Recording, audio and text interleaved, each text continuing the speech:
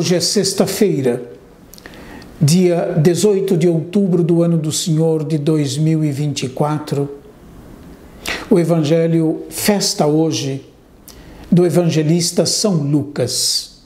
E o Evangelho para essa festa é de Lucas capítulo 10, versículos 1 a 9.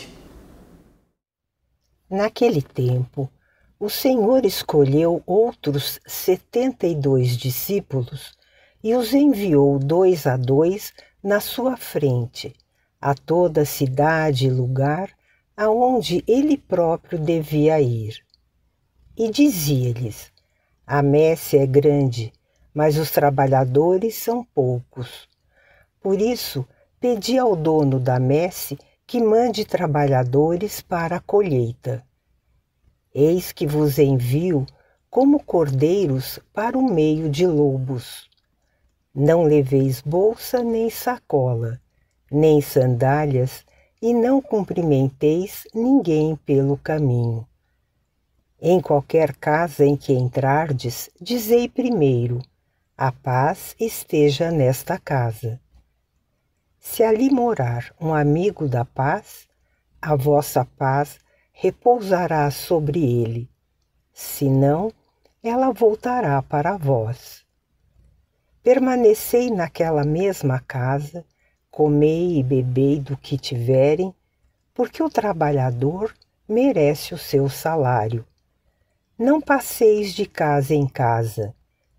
Quando entrardes numa cidade e fordes bem recebidos, comei do que vos servirem, curai os doentes que nela houver, e dizei ao povo: o reino de Deus está próximo de vós. Lucas é o autor de uma obra em duas partes: o Evangelho, que leva o seu nome, e os Atos dos Apóstolos. Ambas partes da obra lucana é destinada a uma mesma pessoa, Teófilo, o amigo de Deus. Lucas era sírio, de Antioquia, médico, discípulo de Paulo. O nosso evangelho de hoje é o relato do envio dos 72 discípulos em missão. O relato da missão desses 72 discípulos é própria a Lucas. Ela não se encontra em nenhum dos outros evangelhos. O número 70 ou 72 evoca a missão entre os pagãos. Segundo o livro do Gênesis, o número das nações que compunham o mundo habitado era de 70. Basta ver em Gênesis capítulo 10. O envio dos 72 discípulos em missão é precedido da observação de Jesus sobre a situação. A messe é grande e os trabalhadores são poucos, diz o Senhor. Os trabalhadores são poucos diante da necessidade da colheita. Daí a razão de pedir ao Pai, Senhor da messe, dono da messe, que envie mais operários para a colheita. O envio dos 72 é um modo de afirmar a universalidade da missão da Igreja fundada num mandato do Senhor. O Senhor, diz o nosso texto, os enviou 2 a 2 na sua frente a toda a cidade e lugar aonde ele próprio devia ir. Os 72 são enviados para a colheita. Há de se supor que o agricultor que plantou a boa semente, que frutificou, que deu frutos, é Deus.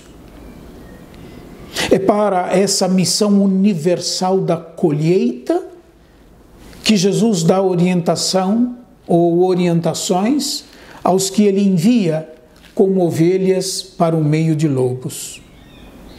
Israel se considerava como uma ovelha no meio de 70 lobos e sabia que a sua existência estava nas mãos do pastor que o salva, guarda e conduz às verdes pastagens. Sendo acolhidos ou não, os discípulos devem permanecer firmes no propósito do envio, a saber, o anúncio de que o reino de Deus está próximo, pois o Senhor está no meio deles e com eles. Jesus previne os discípulos contra a ideia de uma missão fácil, de uma missão feita somente de sucesso e de êxito. Eles devem ter presente a possibilidade da hostilidade, da resistência e da rejeição da missão cristã. Isso não é um caso de ontem, a resistência e a rejeição, é o caso de hoje, como de todos os tempos na vida da igreja. Tanta gente foi martirizada por defender a sua fé. A vida do missionário deve ser marcada pelo despojamento, em vista da disponibilidade e da confiança a ser posta unicamente no Senhor que os enviou. É preciso que os destinatários da missão vejam realizadas nos que são enviados a mensagem que eles anunciam. É o que dá credibilidade, a coerência da credibilidade à missão e à mensagem transmitida. Essa coerência, não é, repito, que dá credibilidade ao anúncio do qual os enviados são portadores. Ademais, a vida dos discípulos está nas mãos de Deus. O discípulo mesmo, em meio às adversidades, é portador da paz, que é dom do Cristo ressuscitado. Por fim, é necessário que o discípulo saiba viver o fracasso sem se deixar abater ou desanimar. Por isso, no versículo 11 do nosso texto de hoje, se diz o seguinte, na festa de hoje, não é? Onde não fordes bem recebidos, ao sairdes de lá, sacudi o pó das vossas sandálias. Sacudir o pó, não se deixar levar pelo fracasso, não permitir que o fracasso, não é, nos impeça de ir adiante. Lembram do início do Evangelho segundo São Lucas, depois do discurso de Jesus na sinagoga de Nazaré, no capítulo 4, em que pelo menos alguns dentre os ouvintes queriam precipitar Jesus morro abaixo. E o texto nos diz que Jesus, passando pelo meio deles, seguia o seu caminho.